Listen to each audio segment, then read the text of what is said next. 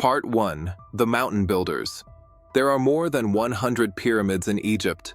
They rise from the desert like frozen monuments of ambition, or warnings.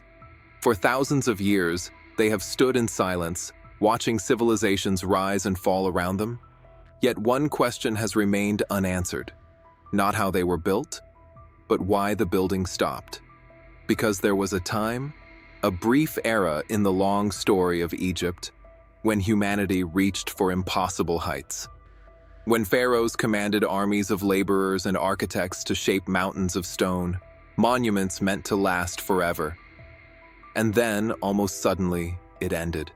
The pyramids grew smaller, then disappeared entirely, and the world moved on. So what happened? What force was powerful enough to bring the age of the pyramids crashing to an end? To answer that, we must go back more than 4,500 years, to a world of desert suns, sacred rivers, living gods, and one of the most extraordinary civilizations in human history. Before the Pyramid Age begins. It is around 2700 BCE. Egypt is not yet the Egypt we imagine. It is younger, rawer, a land just beginning to unify under a single ruler. The Nile River is Egypt's lifeline, its heartbeat. Every year it floods, spreads nutrients across the land, then recedes, allowing crops to grow. This predictable cycle creates something rare in the ancient world: stability. And from stability comes power. The rulers of this early kingdom, later called pharaohs, are not seen as kings. They are viewed as gods in human form. Their rule is absolute, unquestioned. Their word can raise armies, but also shape belief. And for a god-king, death is not an ending. It is a transition, a continuation of rule in another realm. This idea will shape the next 1,000 years of Egyptian history, because if a ruler is eternal, then their resting place must be eternal as well. At first, their tombs are simple, underground chambers, mud brick structures known as mastabas, low bench-like monuments. But one man changes everything. Imhotep and the Step Pyramid. His name is Imhotep, high priest, architect, engineer, physician, a genius towering above his age. He serves Djoser, a king of Egypt's third dynasty. Imhotep proposes something no one has ever seen before. Not a tomb of mud and brick, but stone, the first large-scale stone construction in human history. And not just a single structure, but a towering stack of mastabas rising into the sky, a pyramid. The Step Pyramid of Djoser, built at Saqqara, is unlike anything the world had seen. More than 200 feet tall, encased in gleaming limestone, surrounded by courtyards and temples, a city of the dead, a place to ensure the pharaoh's eternal life. For Egypt, this is a revolution, a declaration. The human world can shape the divine, and this idea spreads. Stone becomes the language of eternity. The vision expands, Sneferu's dream of perfection. A few decades later, a new pharaoh rises. His name is Sneferu, and he is consumed by ambition. He will not build one pyramid. He will build 3, each a step closer to perfecting the form. First, the Medum Pyramid, once a step pyramid like Djoser's, later converted to smooth sides. Today, it stands half-collapsed, a ghost of its original shape. But it marks the beginning of something even greater. Sneferu's builders attempt a second pyramid, at Dashur. It begins steep, too steep, and halfway through construction the stone shifts. The structure threatens to collapse. Engineers reduce the angle, giving the pyramid a bent profile. It becomes known as the Bent Pyramid, a monument to risk and learning. But Sneferu does not accept failure. He commissions a third attempt, the Red Pyramid. It rises clean, precise, stable, magnificent. Egypt has done it. The smooth-sided pyramid, the shape of the sun's rays, has been mastered, and this mastery paves the road for what comes next. The Golden Zenith, Khufu, and the Great Pyramid. Around 2580 BCE, Sneferu's son ascends the throne. Khufu, known to later Greeks as Cheops. Khufu commands the construction of a pyramid on the Giza Plateau. Not simply large, not simply grand, but the greatest stone monument ever built by the hands of humankind, the Great Pyramid, over 480 feet high, more than 2 million stone blocks, each weighing between 2 and 70 tons, placed with such precision that modern engineers still struggle to replicate its construction techniques. This pyramid is aligned to true geographic north with an accuracy within 3/60ths of a degree. Its base varies by less than an inch. Its internal passages form angles and alignments that appear almost mathematically impossible for the era. And yet, it was built, not by slaves, as once believed, but by tens of thousands of skilled workers, artisans, farmers during the flood months, engineers, stonecutters, housed in planned labor communities, organized, federal, honored. This was not oppression, it was national devotion, faith made tangible in stone. And when Khufu dies, the age of the pyramid reaches a height that may never be matched again. 2 more pharaohs follow, Khafre, whose pyramid rises nearly as tall, and Menkaure, smaller but still monumental. And beside them, carved from the bedrock, the Great Sphinx watches silently, its face perhaps bearing the features of Khafre himself. Together they mark the peak of Egypt's Old Kingdom, and the peak of human architectural ambition. But as with all things that reach breathtaking heights, decline begins quietly, almost invisibly. Cracks in eternity. For more than a century, pyramids rise across Egypt. Large, then smaller. Stone gives way to inferior materials. Chambers become simpler, less majestic. Something is happening. But not in a single moment. Not with a single cause. There are signs of strain. Administration grows bloated. Resources are stretched thinner. Local governors, called nomarchs, gain power, challenging the authority of the pharaoh. The construction of pyramids consumes unimaginable labor and wealth. While the Nile provides abundance, it is not limitless, and every monument places new pressure on the system. And then comes the whisper of something darker. Climate is changing. Scientists studying ancient Nile flood records, preserved in the silt and written in clay tablets, point to an increasingly irregular pattern. The once predictable flood cycle begins to falter. Some years bring too little floodwater, leading to famine. Others bring too much, washing away crops. The Nile, the source of life, becomes unpredictable. And in a land where order is divine, disorder is terror. The people begin to question, to doubt, to fear. If the pharaoh cannot guarantee prosperity, is he truly a god? This question is dangerous, revolutionary, and it is beginning to take shape. The Pyramid Age approaches its shadow. We often think civilizations fall in fire, by invasion, by catastrophe. But more often, collapse begins in silence. The age of the pyramids does not end in a single moment. No war destroys it, no earthquake erases it. Instead, it fades, like the slow dimming of a once brilliant flame. The pyramids continue to rise, but now smaller, cheaper, less eternal.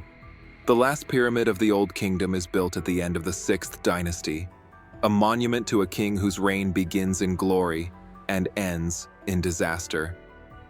His name is Pepi II, the boy who would become the longest reigning monarch in history. But his tale is where the age of the pyramids shatters.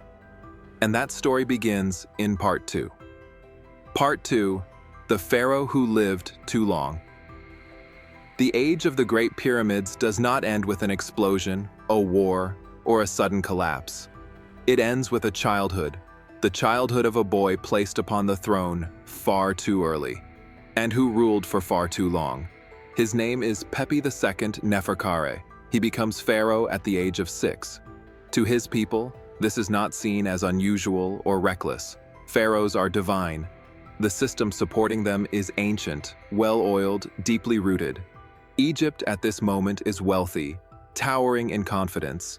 It has endured for centuries. The pyramids stand as proof of permanence.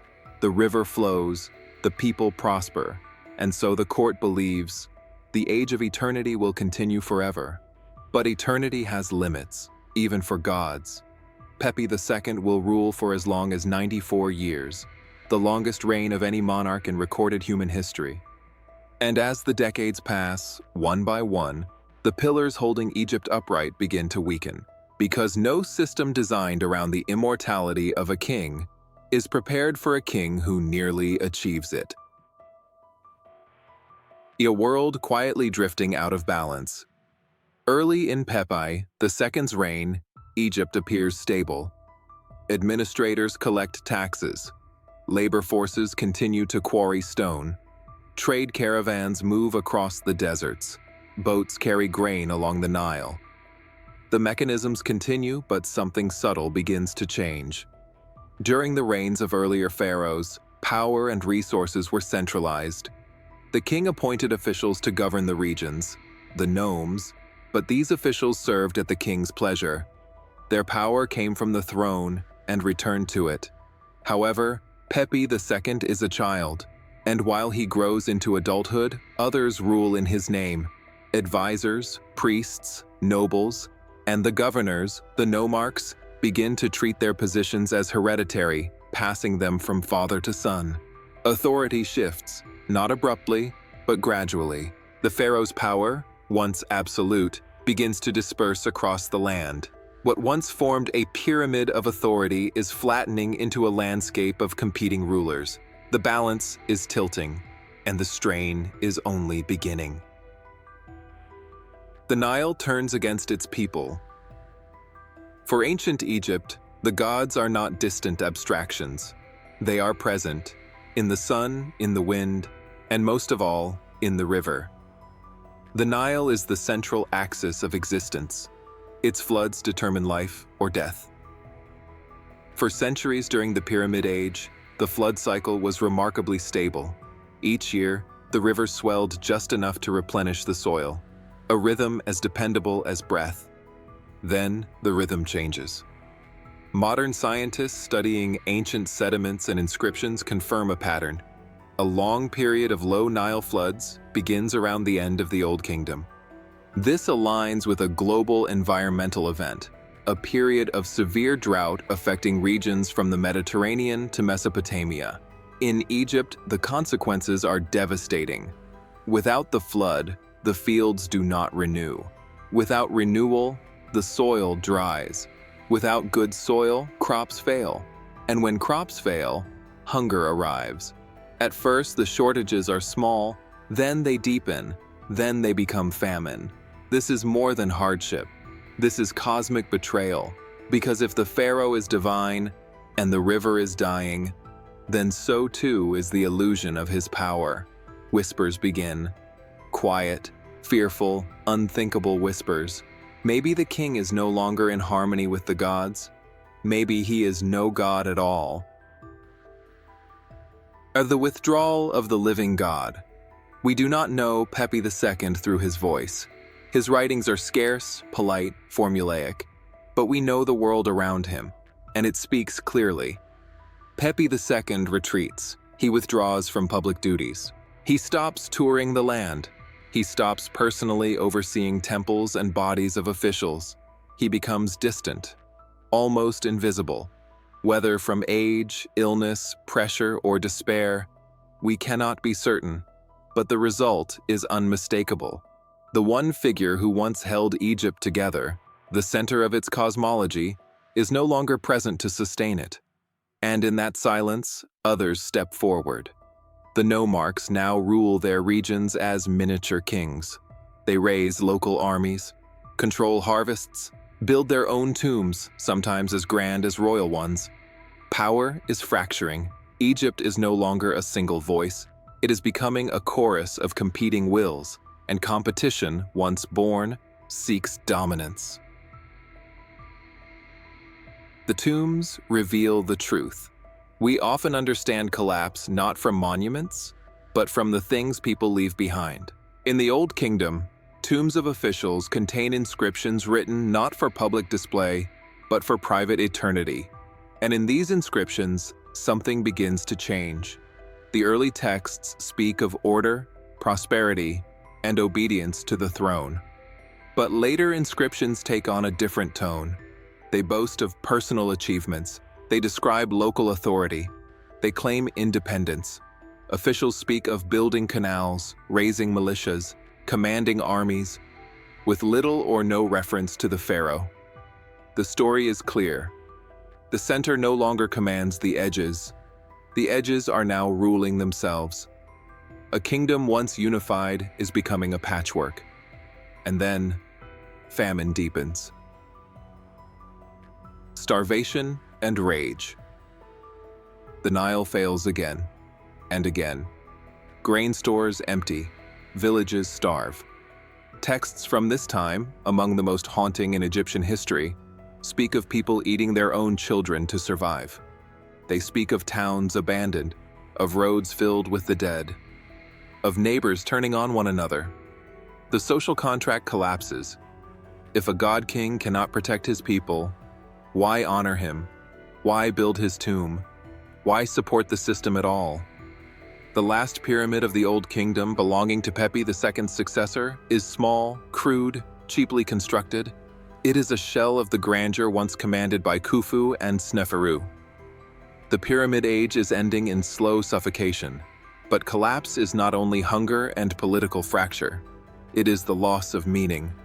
And meaning begins to crumble where Egyptians believed meaning was eternal. In the tombs. And the tomb robbers of a fading world. To the ancient Egyptian, disturbing the dead was not merely theft. It was spiritual violence. It was an attempt to sever a soul from eternity. Yet during the final years of the Old Kingdom and the period that follows, tomb robbery becomes widespread. The reason is simple. Grave goods contain food, jewelry, tools, the wealth of eternity, and the living are starving. Texts from this era describe guards abandoning their posts, villagers breaking open tombs, gold stripped, sarcophagi pried open, bodies torn apart in search of amulets and treasure. This is more than crime. This is the collapse of the oldest belief Egypt holds, that the afterlife is sacred, that the dead are protected, that eternity is real.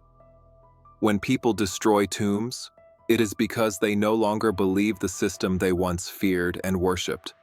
The pyramids, once symbols of divine order, now stand as reminders of broken promises. On the collapse of the Old Kingdom, Pepi II dies. After nearly a century of rule, the structure of Egypt has decayed beyond repair. The throne passes to successors too weak to restore control. Regional governors are now powerful warlords. Famine continues. Foreign raiders begin entering the Nile Delta from the west and northeast. The Old Kingdom, the age of the pyramid builders, dissolves into chaos. Historians call the next period the First Intermediate Period. But to the people living through it, it is known simply as the time when everything fell apart. There are no great monuments from this age, no shining stone temples, few grand inscriptions, because the resources once consumed by pyramid building are now consumed by survival. And so, slowly, silently, the age of the pyramids ends. Not because humanity forgot how to build them, not because the knowledge was lost, but because the world that needed pyramids no longer existed. Egypt would eventually reunify.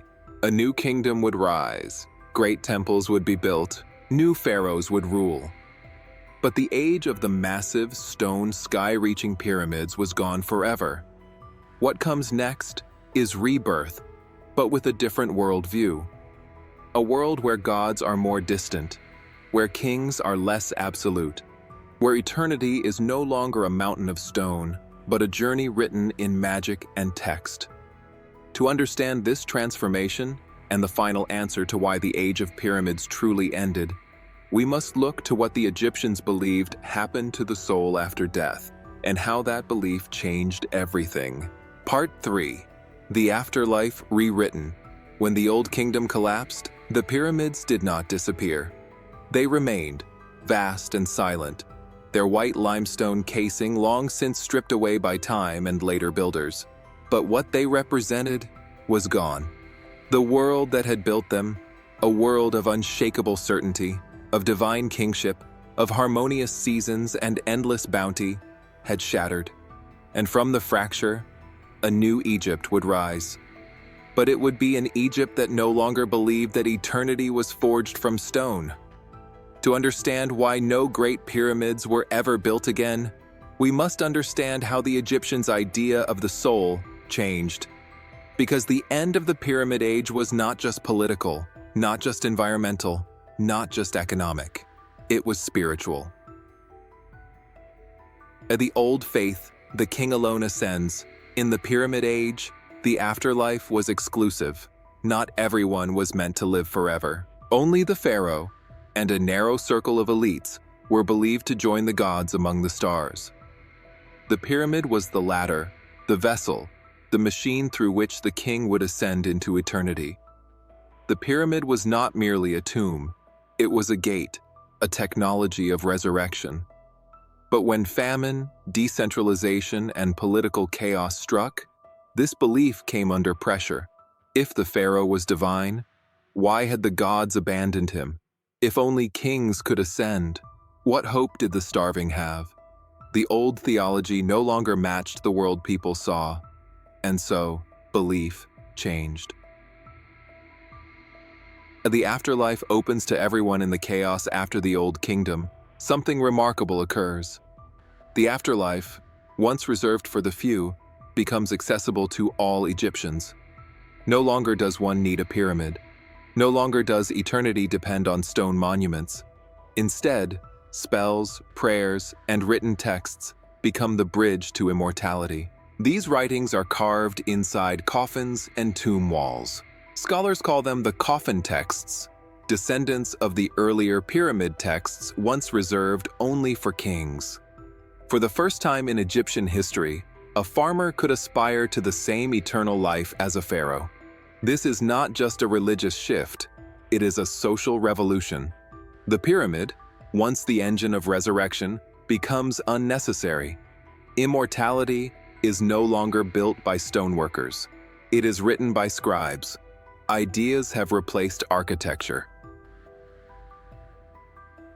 The rise of the Middle Kingdom. Around 2055 BCE, Egypt is reunified under a new line of rulers. The Middle Kingdom begins. These kings are wise enough to learn from history. They do not attempt to rebuild the world of Khufu and Khafre. They do not dream of mountains of stone. Instead, they build modest pyramids, often with mud brick cores. They are symbolic, not monumental. Many collapse within centuries. The era of colossal tombs is dead.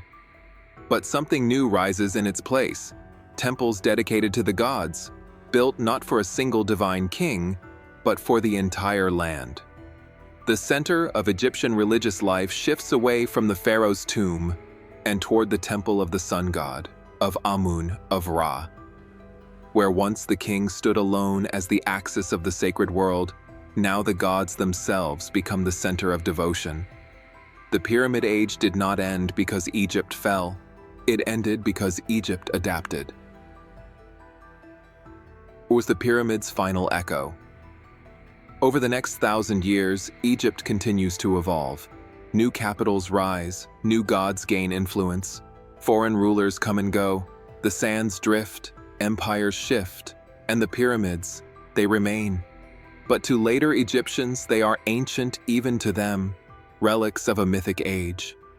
The new kingdom pharaohs, the age of Ramses and Nefertiti, look back at Giza the way we look at Stonehenge or the great cathedrals, monuments from a world whose values no longer exist.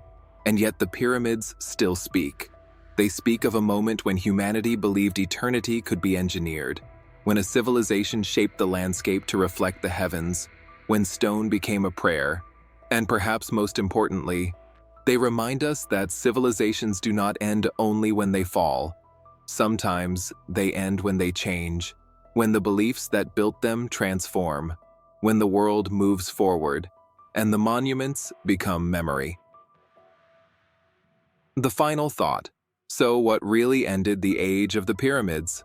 Not invaders, not earthquakes, not forgotten knowledge, but the evolution of belief. When the pharaoh was no longer the sole vessel of the divine, the pyramid became unnecessary. When eternity became a matter of scripture rather than stone, the pyramid became irrelevant. And when a civilization changed its understanding of the sacred, its architecture followed. The pyramids remain today not as failures, but as testimonies to ambition, to faith, to the fragility of power, and to the human desire to touch eternity. Their stones still catch the sun in the late afternoon, when the desert wind falls quiet. Their silhouettes still carve themselves against the sky. And though their age has ended, their presence reminds us, civilizations rise, civilizations transform, but some dreams are carved to last forever.